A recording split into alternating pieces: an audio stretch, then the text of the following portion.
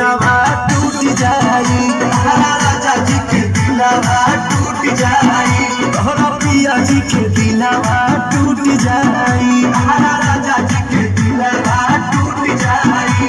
हमारा बाबू नहीं, बाबू नहीं।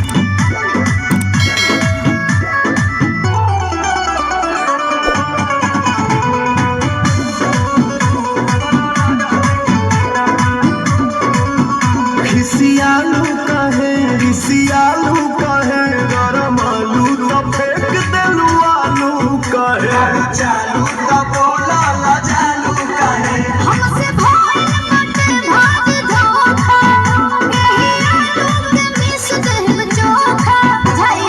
देबू नहीं खाए काका बोला हो कमाए चित फूट जाए, दिल फूट खाए, दिल फूट खाए। अच्छा। तोहरा राजा जी के दिलवा टूट जाई, राजा जी के दिलवा टूट जाई, तोहरा बोलमू के दिलवा टूट जाई, राजा जी के दिलवा टूट जाई। आ रहे दो मेरे वे